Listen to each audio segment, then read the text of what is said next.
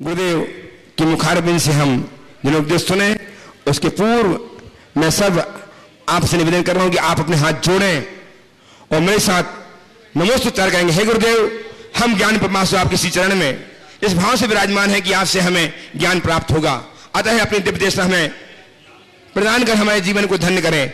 नमोस्तु महश्री, नमोस्तु महश्री, नमोस्तु महश्री। नमो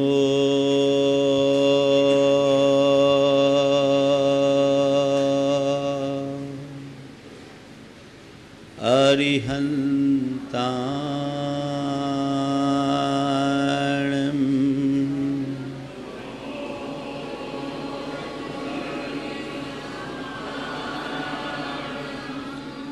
नमो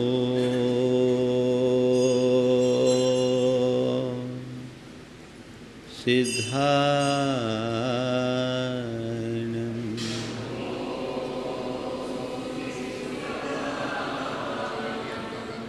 नमो आयर्याणं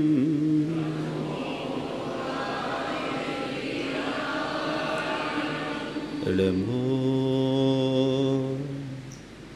उवज्झायानं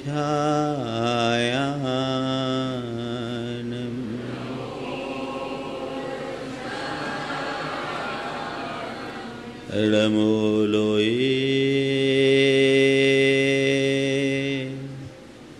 सवशाहुनं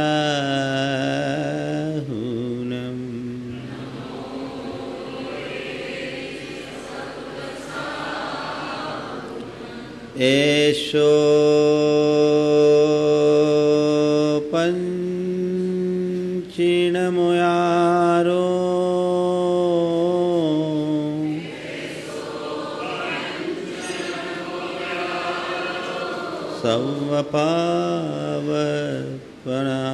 सर्वपावपनाशनो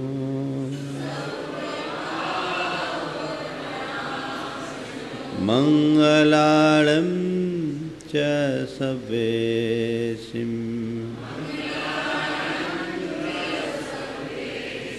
पढ़मं ओ मंगलम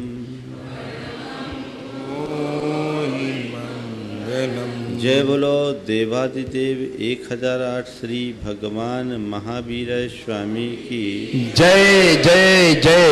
अहिंसा परमो धर्म की जय जय जय। परम पूज आचार्य गुरुवर श्री विद्यासागर जी महाराज की जय जय जय। परम पूज प्रमाणिक संत महामानव प्रमाण सागर जी महाराज की, परम पूज विराट सागर जी महाराज की। एक रूपवती युवती उद्यान में टहलते हुए अचानक आए हृदयाघात से मर गई। 22 साल की रूपवती युवती अचानक चले गई। शरीर में एक खरोंच भी नहीं। उस पर एक नर्तकी की दृष्टि पड़ी और उसने सोचा, काश ये मुझे मिल जाती तो इसे नर्तकी बना करके मैं दौलत और शोहरत दोनों पाती। वहीं एक युवक की दृष्टि उस पर पड़ी। उसने सोचा, काश ये जिंदा होती, मैं इससे शादी करता और पूरे जीवन इसके साथ रंगरेलियां मनाता। वहीं एक नाटककार की दृष्टि उस पर पड़ी। उसके मुख से निकला, ओह इतना सुंदर रूप, काश ये मेरे पास होती तो मैं इसे बहुत अच्छी अभिनेत्री बनाता, अपने नाटकों में इसका अभिनय कराता। और तभी एक संत का उधर से गुजरना हुआ। संत की दृष्टि उस पर पड़ी उनके मुख से निकला, हाय, इतना दुर्लभ मनुष्य जीवन, इतनी सुंदर काया, पर यह व्यर्थ में चले गई।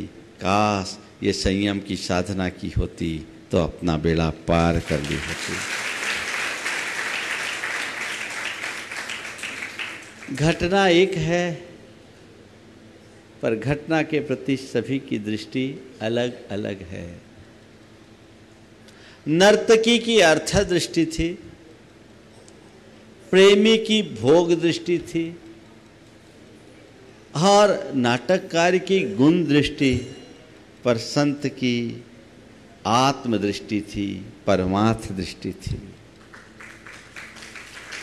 संसार में जीने वाले मनुष्यों की भी अलग अलग दृष्टि है। जिस मनुष्य की जैसी दृष्टि होती है, हम कहते हैं जैसी दृष्टि वैसी सृष्टि। हर मनुष्य के जीने का अपना अपना तरीका, जैसी दृष्टि वैसी मान्यता बनती है, वैसी अवधारणा बनती है, और उसी मान्यता और अवधारणा के अनुरूप मनुष्य अपना संपूर्ण जीवन बिताता है। सवाल है दृष्टि का। 16 कारण भावना में सबसे पहली भावना है दर्शन विशुद्धि। दर्शन विशुद्धि का मतलब क्या? दर्शन यानी दृष्टि की विशुद्धि। इसे अगर हम दूसरे शब्दों में कहें तो दर्शन विशुद्धि का मतलब निर्मल दृष्टि की प्राप्ति। किसकी प्राप्ति?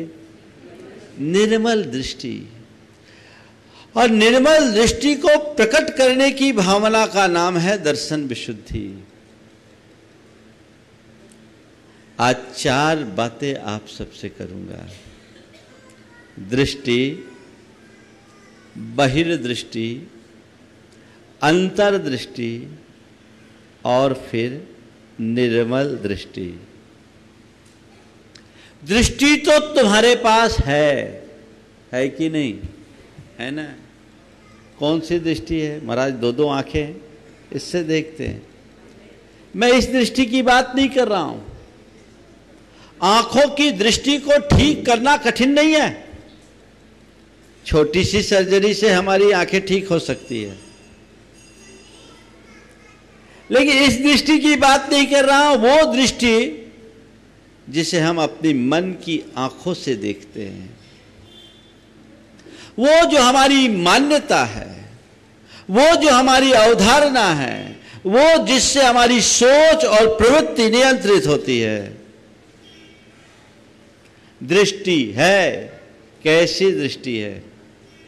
नर्तकी जैसी, प्रेमी जैसी, नाटककार की जैसी, या संत की जैसी? दृष्टि सबके पास है, पर हर व्यक्ति को अपनी दृष्टि की समीक्षा करने की जरूरत है। मेरी दृष्टि क्या है? कैसे परखें? आंखों से मुझे क्या दिखता है ये तो मुझे पता लग जाता है, पर मैं आंखों से देखता हूं तो किस दृष्टि से देखता हूं ये पता लगता है। चीजें मेरे साथ जुड़ती है, घटनाएं घटती है, पर मैं उसे किस दृष्टि से देखता हूं। अलग अलग दृष्टि है। कैसी दृष्टि? जब मैं पढ़ता था तो हमारे एक शिक्षक थे, उनके पास ट्यूशन जाता था। उन्होंने अपने घर के बाहर 3 शीशम के पेड़ लगाए, और हम लोगों की दृष्टि को पहचानने की दृष्टि से, परखने की दृष्टि से उनने सवाल किया, ये बताओ ये 3 अलग अलग पेड़ हैं, 20 साल बाद ये पेड़ बड़े होंगे तो क्या होगा?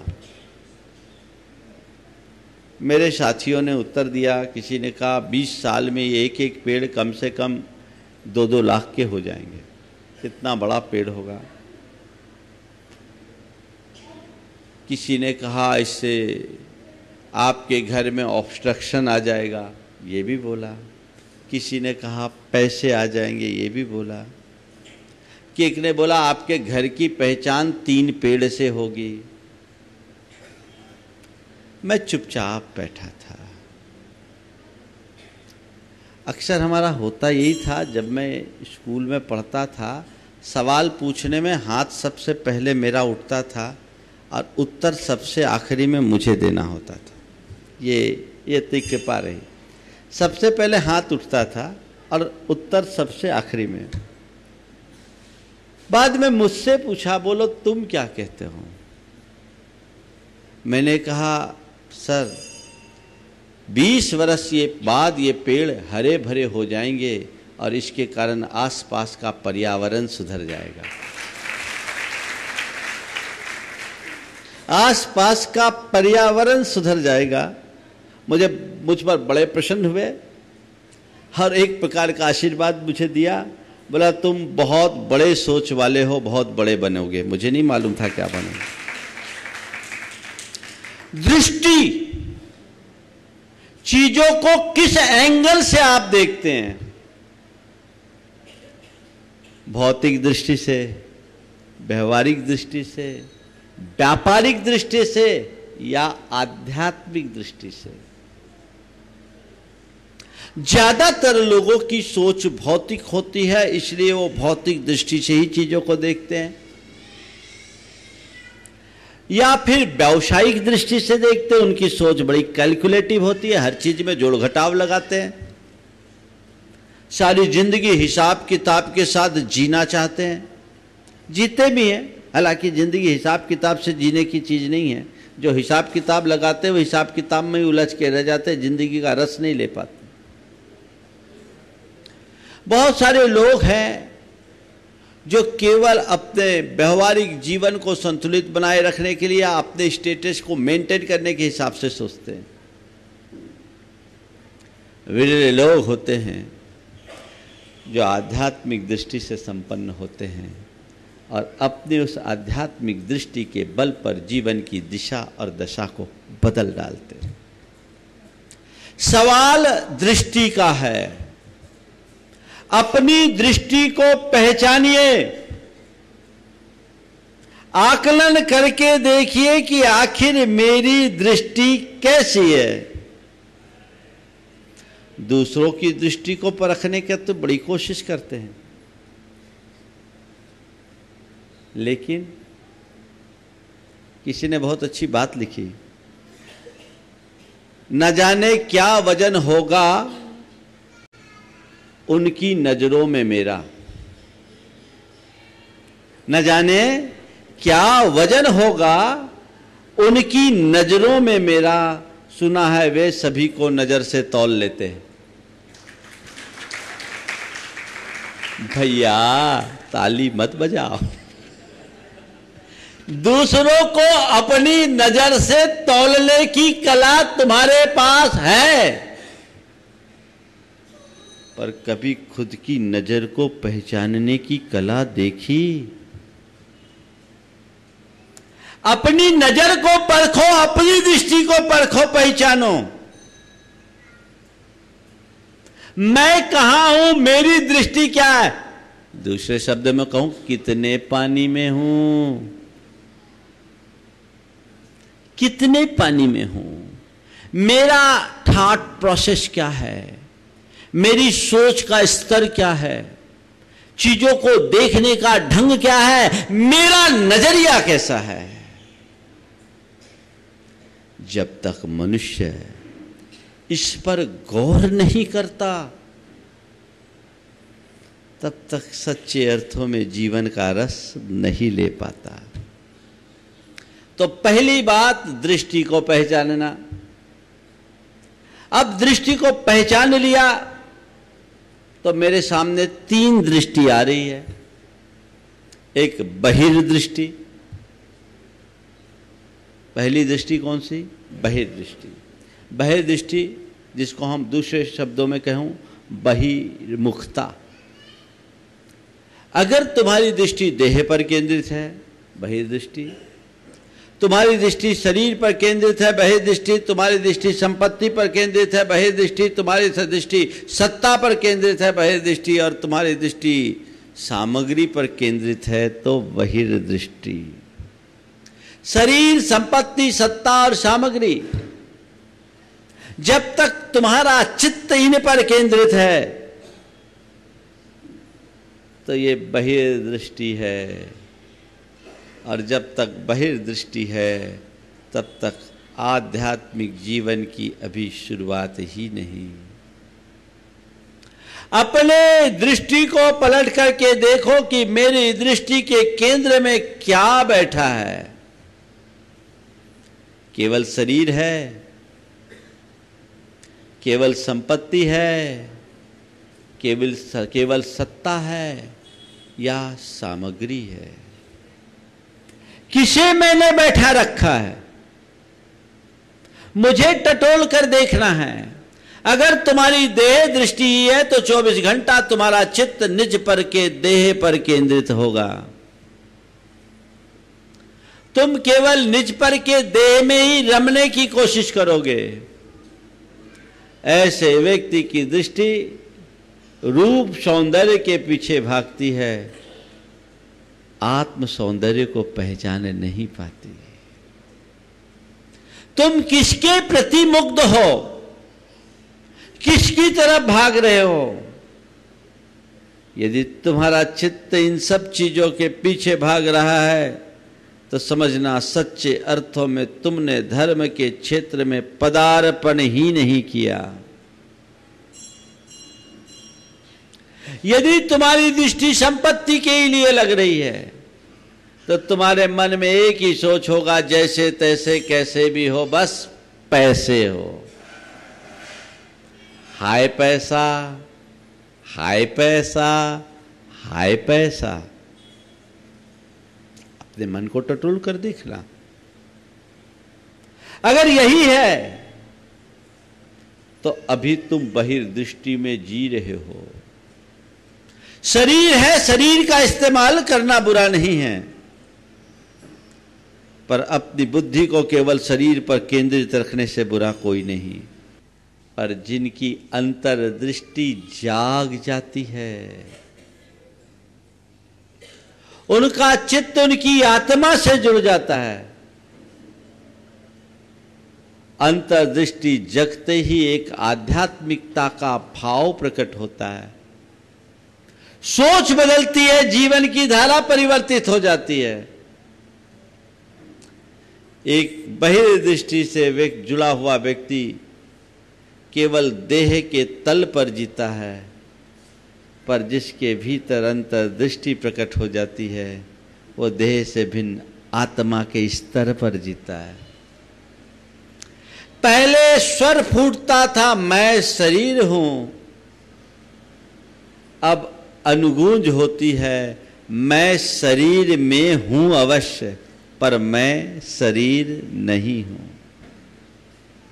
मैं शरीर हूं, यह बहिर्दृष्टि, मैं शरीर में हूं, यह अंतर्दृष्टि। शरीर मेरा ऊपर का चोला है जो उत्पन्न होता है और विनष्ट होता है। इसका जन्म होता है और मरण होता है। एक दिन ऐसा आएगा जब यह शरीर ढलेगा और मेरा इससे संबंध विच्छेद होगा।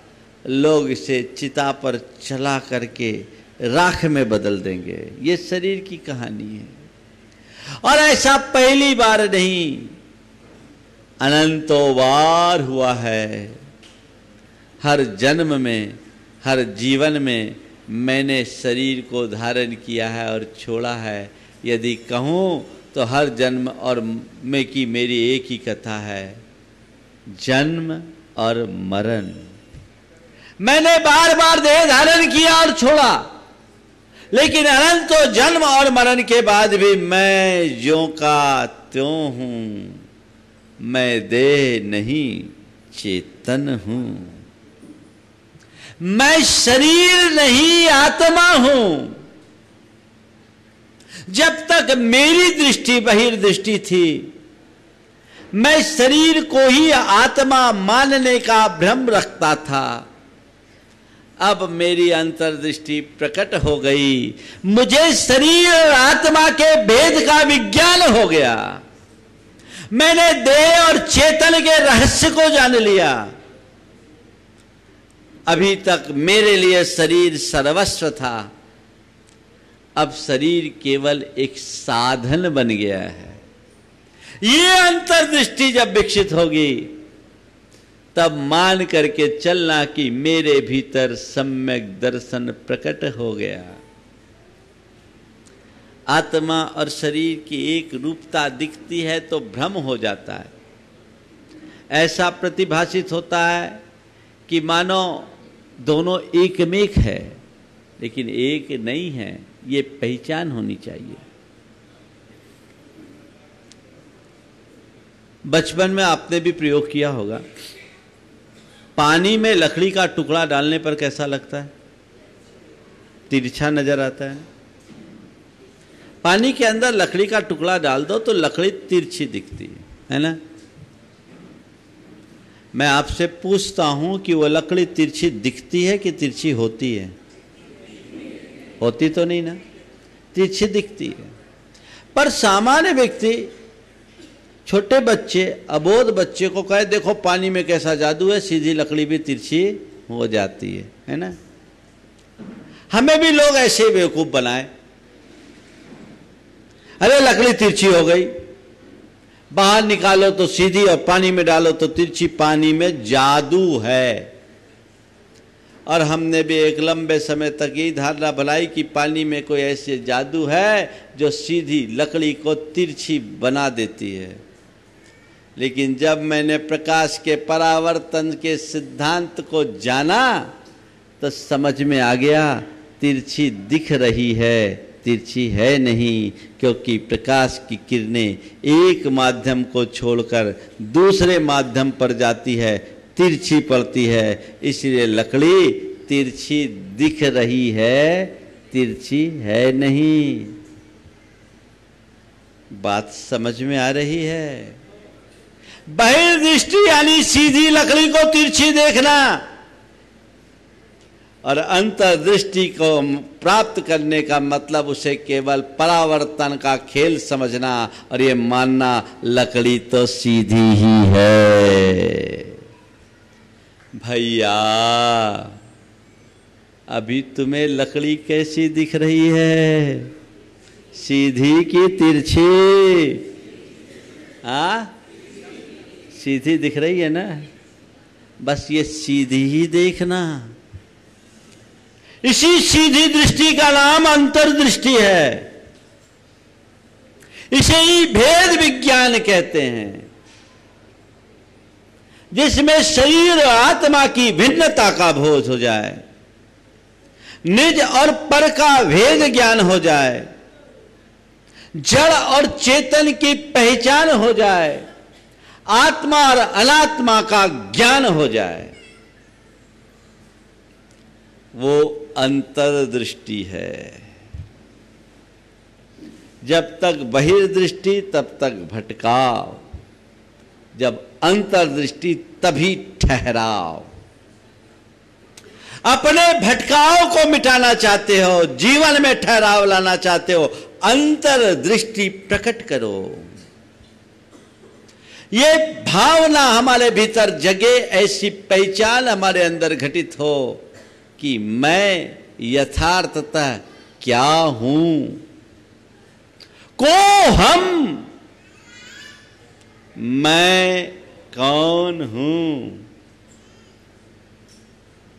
कौन हूं? अतुल भाई, आपसे कोई परिचय पूछे कौन? नाम आएगा अतुल जैन, ADGF। ये तो केवल व्यवहार चलाने का नाम है। व्यवहार में तो यही बोलना पड़ेगा, लेकिन अंतर्दृष्टि जिसके भीतर है वो जानता है कि मुझे अतुल जैन के नाम से पुकारा जाता है, पर मैं तो किसी नाम से पुकारे जाने योग्य है ही नहीं। मुझे न जाने अनंत जन्म अनादि से कितने नामों से कितनी तरीके से पुकारा जा चुका।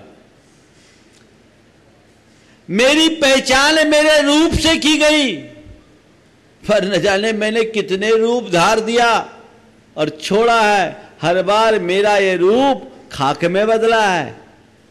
नाम और रूप मेरी पहचान का आधार नहीं, मैं तो अनाम और अरूप हूं और वही मेरा स्वरूप है। इस दृष्टि की उपलब्धि का नाम ही अंतर्दृष्टि है।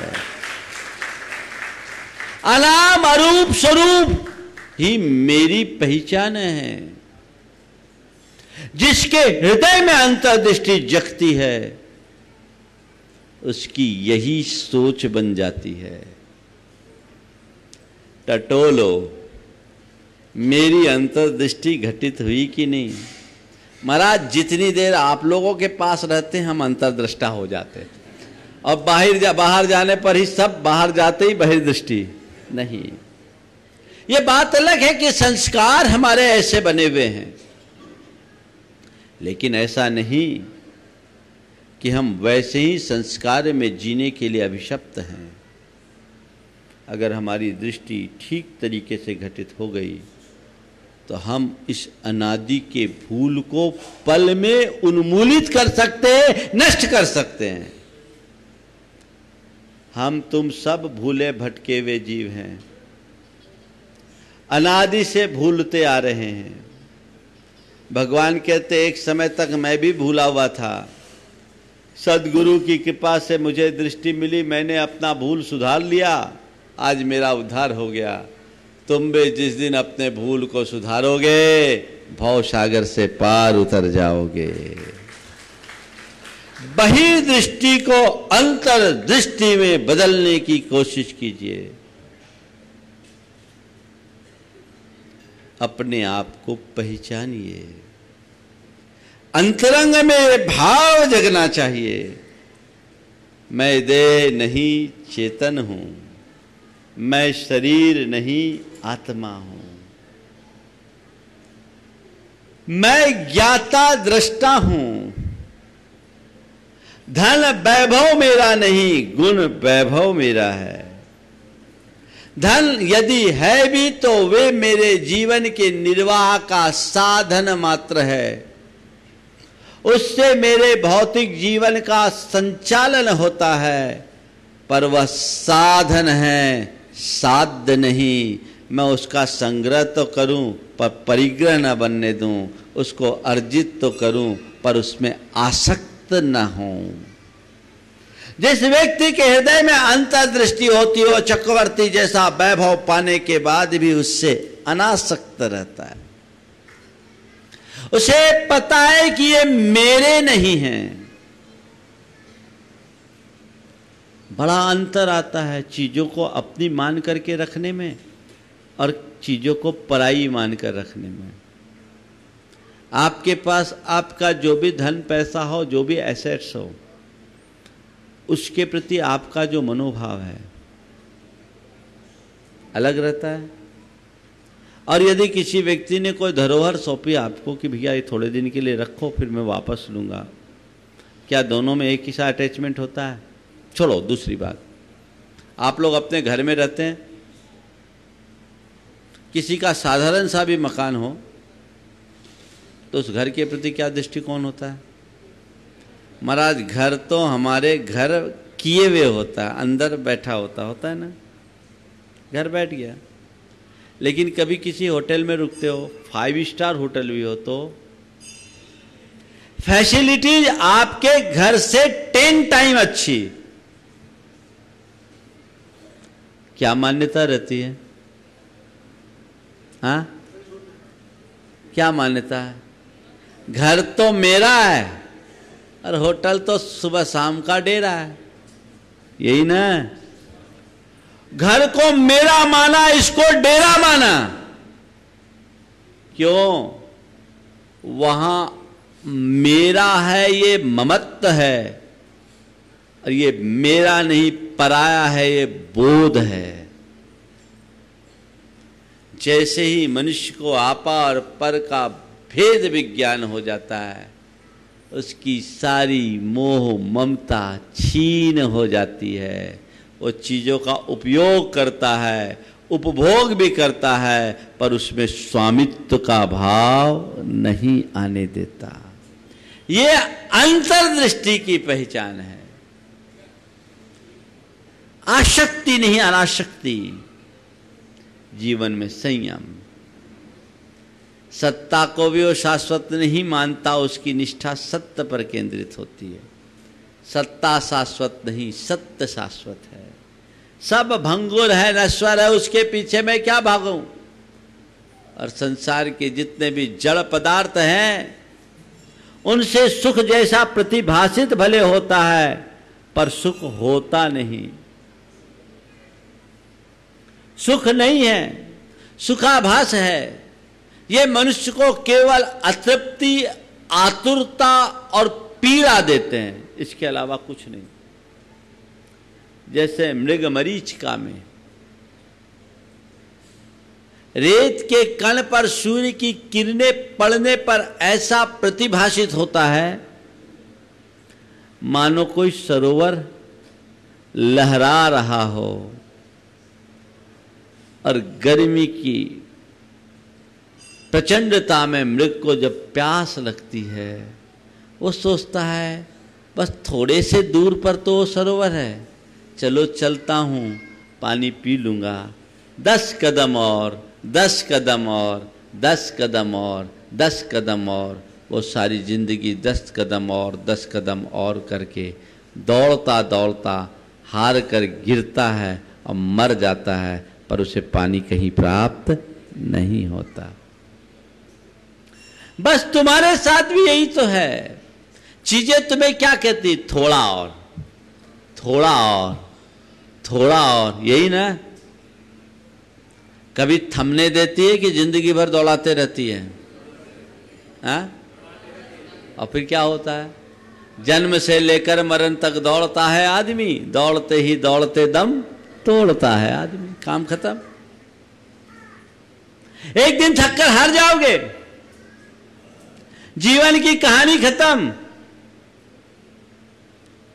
तो बस जिसकी बहिर्दृष्टि होती है उनके साथ ये बातें होती है।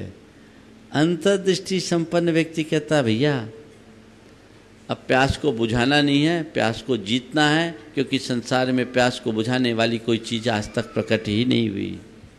हमने आज तक जिन्हें अपने प्यास बुझाने का आधार मानकर अपनाया, उससे उल्टी प्यास बढ़ी है। इच्छाओं की पूर्ति से इच्छाओं को नियंत्रित नहीं किया जा सकता। इच्छाओं के नियंत्रण से ही इच्छाओं से मुक्ति पाई जाती है। ये अंतर्दृष्टि के बाद ही अनुभव में आता है। अंतर्दृष्टि जग जाए तो जीवन धन्य हो जाए। एक आध्यात्मिकता की शुरुआत, पर अंतर्दृष्टि में भी एक और आगे का स्थान है, निर्मल दृष्टि। 16 कारण भावना में अंतर्दृष्टि पर्याप्त नहीं है। अंतर्दृष्टि में तुम्हारे आध्यात्मिक जीवन की शुरुआत हो गई, पर आध्यात्मिक जीवन की शुरुआत होने के बाद भी हमारी निर्मल दृष्टि हो, इसकी कोई गारंटी नहीं। जिसे शास्त्रीय शब्दावली में कहते हैं दर्शन विशुद्धि, जो तीर्थंकरत्व का बीज है, जिसके घटित हो जाने पर आत्मा में तीर्थंकर बनने जैसी योग्यता प्रकट हो जाती है, वो है निर्मल दृष्टि। निर्मल दृष्टि का मतलब क्या? अंतर्दृष्टि तो हो, लेकिन विश्व कल्याण की भावना से अनुप्राणित हो। किससे? विश्व कल्याण की भावना से अनुप्राणित। केवल अपने कल्याण की बात सोचने वाले तो खूब हैं, लेकिन अपने साथ साथ सारे संसार के कल्याण की प्रगाढ़ भावना रखने वाले बहुत विरल हैं। निर्मल दृष्टि, ऐसी अंतर्दृष्टि जिसमें किसी भी प्रकार की मलिनता ना हो। जैन शास्त्रों में सम्यक दर्शन के 25 दोष बताए, उन 25 दोषों से रहित निर्मल दृष्टि, पर इतना मात्र निर्मल दृष्टि नहीं, 25 दोष से रहित भी कोई भी हो जाएगा। शास्त्रीय भाषा में बात करूं तो जिसको क्षायिक सम्यक दृष्टि है, दर्शन है, वो सब निर्मल दृष्टि के धनी, उनमें एक भी दोष नहीं। किसी प्रकार की शंका नहीं, किसी प्रकार की भौतिक आकांक्षा नहीं, मन में किसी के प्रति ग्लानि और घृणा का भाव नहीं, दृष्टि में किसी प्रकार का विभ्रम ना आना, किसी से प्रभावित ना होना, अंधविश्वासों से प्रभावित ना होना, दूसरों के दोषों को न देखना, अगर कोई मार्ग से गिर रहा है तो उसे संभालने की प्रवृत्ति अपनाना, हर प्राणी के प्रति हृदय में वात्सल्य का भाव रखना और धर्म की प्रभावना के लिए सतत तत्पर रहना। ये 8 गुण हैं, इनके अभाव में 8 दोष होते हैं। मद से मुक्त रहना और 3 प्रकार की मूढ़ताएं, जिसको एक प्रकार से अंधविश्वासों के रूप में जाना जा सकता है, उनसे दूर रहना और अनायतन जो आश्रय लेने योग्य नहीं है उनसे दूर रहना। ये 25 दोषों से मुक्त रहता है तो निर्मल सम्यक दर्शन होता है, निर्मल दृष्टि होती। ये हो जाए तो भी तुम तीर्थंकरत्व को प्राप्त करो, बहुत दुर्लभ। एक काल चक्र में 24,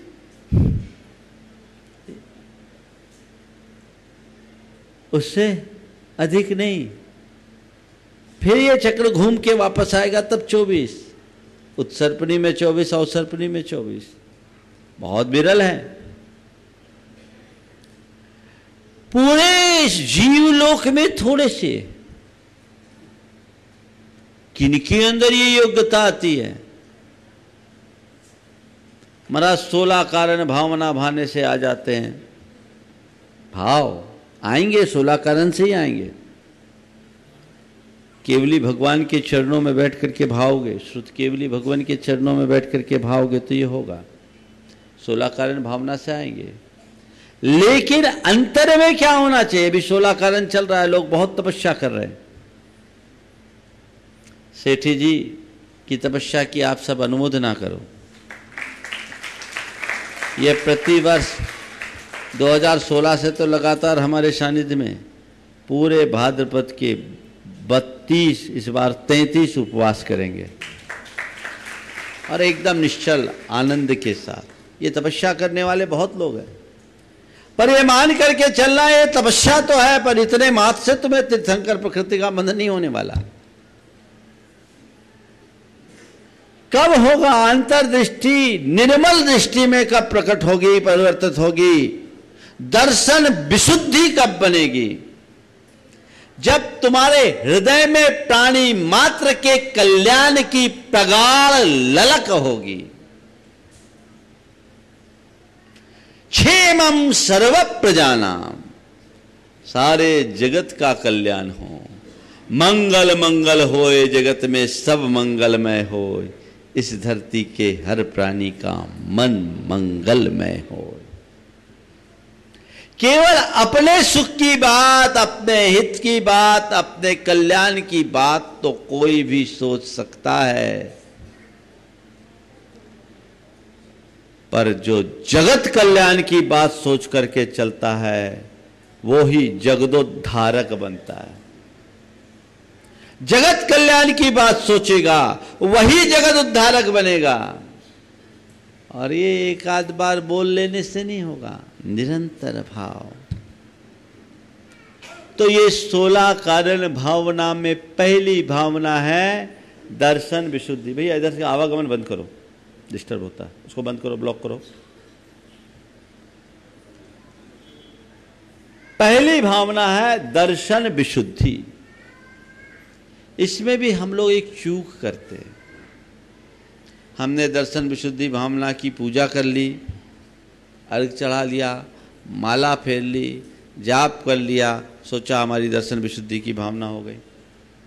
दर्शन विशुद्धि भावना की व्याख्या करते समय उसकी महिमा और स्वरूप का लोगों ने व्याख्यान कर दिया।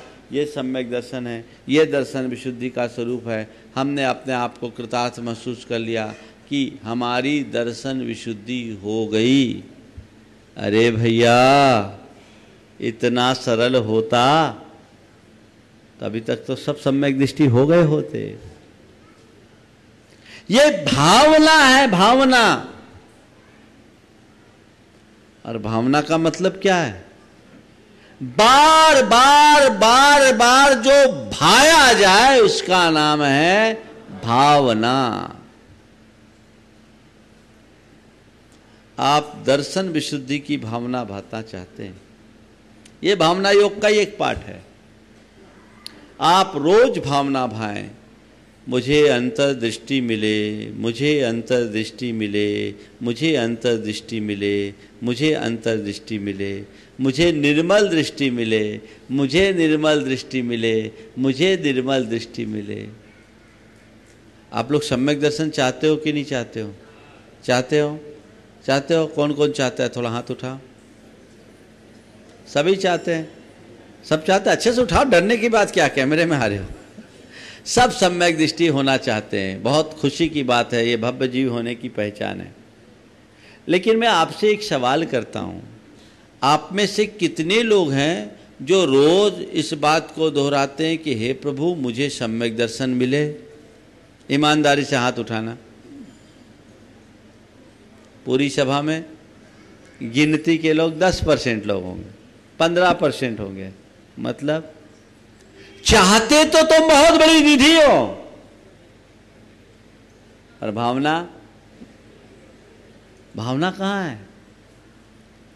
और जो भी चाहते भी हैं ना, भावना भी भाते होंगे, एक दफे भगवान के सामने ढोक देते हुए कह दिया है भगवान मुझे सम्यक दर्शन मिले।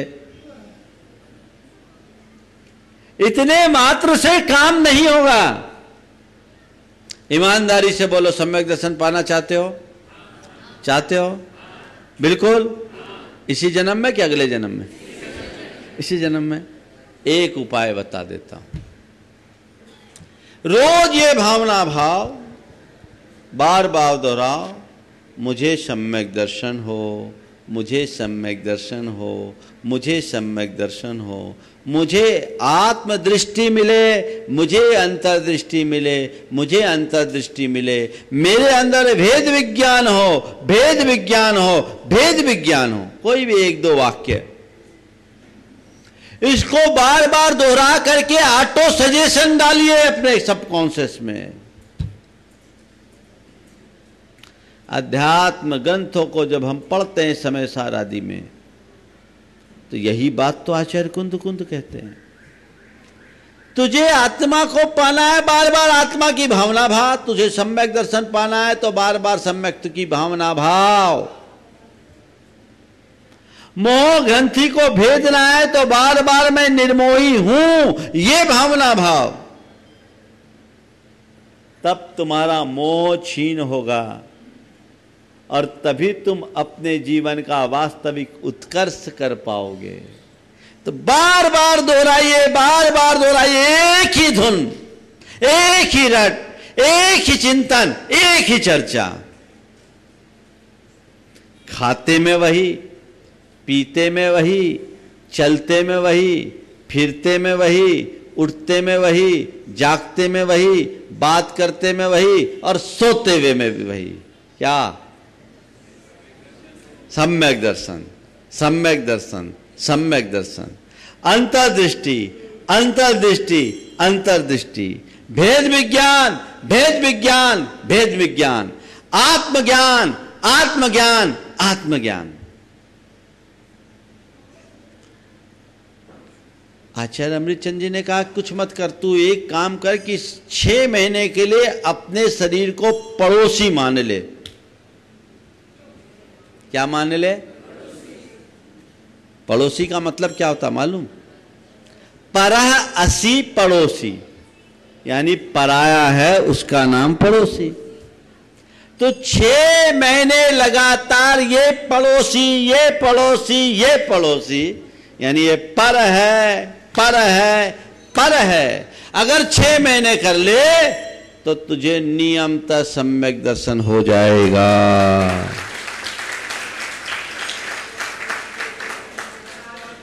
जो लाभ अनंत भवों से नहीं हुआ, 6 महीने के पुरुषार्थ से हो जाएगा। चाहिए? करो आज से शुरू। एक ही धुन, एक ही ध्यान, एक ही भावना, एक ही चिंतन, बस इतना ही तो है। मुझसे किसी ने एक बार बोला, आज से कुछ वर्ष पहले 16 कारण पर ही मैंने प्रवचन दिया था अजमेर में, 3 वर्ष पहले। तो मुझसे कहा, महाराज जी 16 कारण भावना आप बहुत अच्छा प्रवचन कर रहे हैं 16 कारण भावना में, आप क्या चाहते हैं? आप भी तीर्थंकर बनना चाहते हैं? आप भी चाहते हैं आपके पंच कल्याणक हो? मैंने कहा भैया मैं नहीं चाहता कि मेरे पंच कल्याणक हो, मैं तो इतना चाहता हूं मेरा कल्याण हो। मेरा कल्याण हो, कैसे भी कल्याण हो, ललक उसकी होनी चाहिए। मेरा भाव भ्रमण छूटे, ये मनोभाव जगना चाहिए। अभी तो तुम लोगों की दशा क्या है बताऊं? एक होटल में 3 लोग गए, रेस्तरां था। रेस्तरां में एक मनोविज्ञान के प्रोफेसर अपने कुछ छात्रों के साथ गए, बैठे। उनके आगे के टेबल पे 3 युवकों ने चाय पी। चाय पीने के बाद पहले ने कप को उल्टा कर दिया, दूसरे ने कप को सीधा रखा और तीसरे ने कप को लिटा के रख दिया, आड़ा रखा। स्टूडेंट्स ने अपने प्रोफेसर से पूछा कि सर ये तीनों लोगों की अलग अलग मेंटेलिटी क्या बताती है? एक कप को सीधा रखता है, एक कप को उल्टा रखता है, एक पहला कप को उल्टा रखता है, दूसरा सीधा रखता है, तीसरा आड़ा लगा रख दिया, इसकी क्या वजह है? ने कहा ये तीनों की अलग अलग मेंटेलिटी है। बोले क्या है? बोले जिसने कप को उल्टा रख दिया है वो बताता है मेरे लिए चाय पर्याप्त हो गई, अब चाय नहीं चाहिए। दूसरे ने जिसने कप को सीधा रखा है वो चाहता है कि चाय और मिले, उसको अभी चाय की चाह है। बोले तीसरा? बोला तीसरा बड़ा विचित्र है। बोले क्या? वो ढुलमुल है, कि मिल जाए तो ठीक, न मिले तो ठीक। तुम देखो तुम्हारी कप कैसी है, सीधी है या आड़ी है? क्या हो गया? अरे महाराज कह रहे थोड़ी देर कर लो, हो जाए तो ठीक, ना हो जाए तो ठीक। ऐसे कहने से थोड़ी मुक्ति उक्ति अभी होने वाली है। जो चल रहा है सो चलने दो। अगर ऐसी दृष्टि होगी तो कभी अपना आत्मोद्धार नहीं कर पाओगे। आत्मोद्धार के लिए प्रगाढ़ भावना होनी चाहिए। मुझसे एक बार किसी युवक ने पूछा, महाराज जी आचार्य महाराज इतने बड़े आध्यात्मिक संत हैं, पर ये लोकोपकारी कार्यों के लिए इतनी प्रेरणा क्यों देते हैं? तो सब सामाजिक काम है। आध्यात्मिक संत को तो आध्यात्मिक रहना चाहिए, गौशाला खुलवाते हैं, हथकरघा चलवाते हैं और चीज़ें हैं। हमने कहा भैया यही एक सच्चे संत की पहचान है, जो अपने साथ साथ सारे संसार के कल्याण की भावना भाता है। अपना कल्याण करने वाले, अपने समाज का कल्याण करने वाले संत तो बहुत मिल जाते हैं, पर पूरे संसार का कल्याण चाहने वाले संत बिरले होते हैं। मुझे लगता है कि ये संस्कार उनके अंदर जम गए हैं और ये संस्कार आगे फलीभूत होंगे तब आचार्य तो हो ही गए। आचार्य से ऊपर एक ही परमेष्टि है, वो अरहंत परमेष्टि का है। वो इसी के बदौलत आगे बढ़ेंगे। एक बार ध्यान रखना, हमारे शास्त्र कहते हैं जिस जीव की जैसी होनहार होती है उसकी प्रवृत्ति वैसी ही हो जाती है। कहते हैं पलने में ही पूत के लक्षण दिख जाते हैं, ये पलना है लक्षण दिख रहा है, पूत क्या बनेगा सबको पता होना चाहिए। वही कोई संस्कार उन्हें उत्प्रेरित करता है, वो तो अकर्ता भाव से काम करते हैं, उनके हृदय में कोई कर्तृत्व नहीं, पर बस इतना ही है कि उनके निमित्त से जितना हो जाए वो अच्छा। कई जीव तरने वाले हैं, ये तारनहार हम सबको हमारे सौभाग्य से मिले हैं। वे लोग अभागे हैं जो ऐसे कल्प तरु के नीचे आकर के भी लाभान्वित न हो, उनके भाग फूटे हैं, ऐसा ही मानकर चलना। अपने जीवन की धारा को मोड़िए, जीवन की दिशा बदलिए। सम्यक 16 कारण भावना की पहली भावना निर्मल दृष्टि। निर्मल दृष्टि हो या ना हो, अंतर्दृष्टि जग जाए तो भी बेड़ा पार है। दृष्टि को समझिए, दृष्टि को बदलिए, बहिर्दृष्टि ना होकर अंतर्दृष्टि अपनाइए, तब निर्मल दृष्टि की योग्यता आपके भीतर आएगी। बस नित्य प्रति यही भावना, हे प्रभु मेरे अंदर अंतर्दृष्टि हो, मुझे अंतर्दृष्टि मिले, मुझे भेद विज्ञान हो, मुझे सम्यक दर्शन हो, मुझे आत्मा की पहचान हो। ये भाव दोहराना शुरू कीजिए, तभी सम्यक दर्शन होगा। बहुत दुर्लभ है, इतना सरल होता तब तो अभी तक तो सबकी नैया पार लग गई होती। ये महापुरुषार्थ है, इस जीव का सबसे प्रगाढ़ पुरुषार्थ है तो वही है अपनी मिथ्या दृष्टि का भंजन। ग्रंथि का भेद, मोह ग्रंथि का भेद वो कब होगा? जब आत्मदृष्टि से संपन्न होंगे, सभी के भीतर वैसी आत्मदृष्टि प्रकट हो और सम्यक के राह पर सभी चले।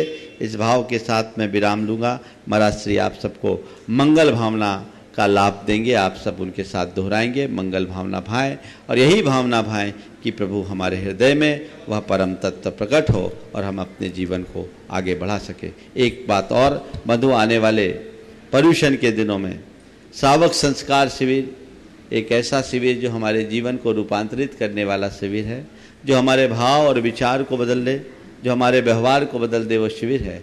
मुझे जानकारी मिली जितनी रिक्वायरमेंट थी वो लगभग हो गए हैं, इसलिए और जिनको लाभ लेना है, जो अटेंडम आते हैं, वो थोड़ा सा ध्यान रखें, समय पर कर दे ताकि ये एस्टिमेट कर रखा है उसके अनुरूप लाभ मिल सके। ऐन मौका पर आने में बहुत सारी दुविधाएं होती है और मैं प्रतिवर्ष देखता हूँ 500-700 लोगों को लौटाना पड़ता है।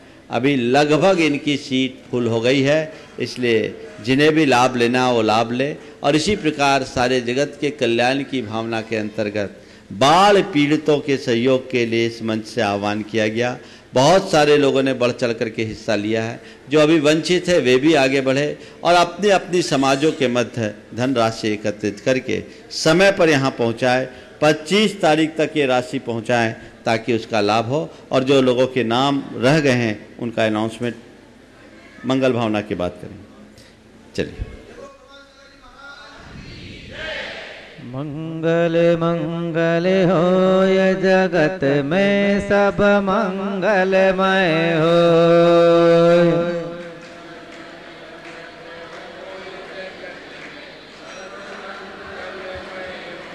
इस धरती के हर प्राणी का मन मंगलमय होय।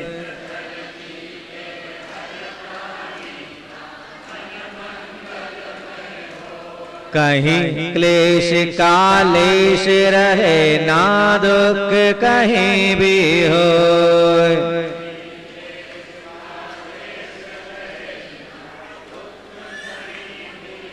मन में चिंता भय न सतावे रोग शोक नहीं हो। सतावे रोग शोक नहीं हो। नहीं वह अभिमान मन में क्षोभ कभी नहीं हो। नहीं बैर अभिमान हो, मन में क्षोभ कभी नहीं हो। मैत्री प्रेम का भाव रहे, नित मन मंगलमय हो।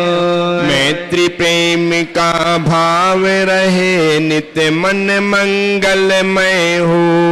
मंगल मंगल होय जगत में सब मंगलमय हो। मंगल मंगल होय जगत में सब मंगलमय हो। इस धरती के हर प्राणी का मन मंगलमय हो। इस धरती के हर प्राणी का मन मंगलमय हो। मन का सब संताप मिटे और अंतर उज्ज्वल हो। मन का सब संताप मिटे अरु अंतर उज्ज्वल हो। राग द्वेष और मोह मिट जाए, आत्म निर्मल हो। राग देश अरु मोह मिट जाए, आत्म निर्मल हो। प्रभु का मंगल गान करे, सब पापों का क्षय हो। प्रभु का मंगल गान करें, सब पापों का क्षय हो। इस जग के हर प्राणी का हर दिन मंगलमय हो। इस जग के हर प्राणी का हर दिन मंगलमय हो। मंगल मंगल होय जगत में सब मंगलमय हो। मंगल मंगल होय जगत में सब मंगलमय हो। इस धरती के हर प्राणी का मन मंगलमय हो। इस धरती के हर प्राणी का मन मंगलमय हो। गुरु हो मंगल, प्रभु हो मंगल, धर्म सुमंगल हो। गुरु हो मंगल, प्रभु हो मंगल, धर्म सुमंगल हो। मात पिता का जीवन मंगल, परिजन मंगल हो। मात पिता का जीवन मंगल, परिजन मंगल हो। जन का मंगल, गण का मंगल, मन का मंगल हो। जन का मंगल, गण का मंगल, मन का मंगल हो। राजा प्रजा सभी का मंगल, धरा धर्ममय हो। राजा प्रजा सभी का मंगल, धरा धर्ममय हो। मंगल मंगल होय जगत में सब मंगलमय हो। मंगल मंगल होय जगत में सब मंगलमय हो। इस धरती के हर प्राणी का मन मंगलमय हो। इस धरती के हर प्राणी का मन मंगलमय हो। मंगलमय हो प्रातः हमारा, रात सुमंगल हो। मंगलमय हो प्रातः हमारा, रात सुमंगल हो। जीवन के हर पल हर क्षण की बात सुमंगल हो। जीवन के हर पल हर क्षण की बात सुमंगल हो। घर घर में मंगल छा जावे, जन जन मंगल हो। घर घर में मंगल छा जावे, जन जन मंगल हो। इस धरती का कण कण पावन, ओ मंगलमय हो। इस धरती का कण कण पावन, ओ मंगलमय हो। मंगल मंगल होय जगत में सब मंगलमय हो। मंगल मंगल होय जगत में सब मंगलमय हो। इस धरती के हर प्राणी का मन मंगलमय हो। इस धरती के हर प्राणी का मन मंगलमय हो। सब जग में मंगल बढ़े, टले अमंगल भाव। है प्रमाण की भावना सब में हो सद्भाव। बोलिए आचार्य भगवंत गुरुवैश्य विद्यासागर जी महामुनिराज की जय जय जय। सागर जी महाराज की जय जय जय। पूरा व्यास सागर जी महाराज की जय जय।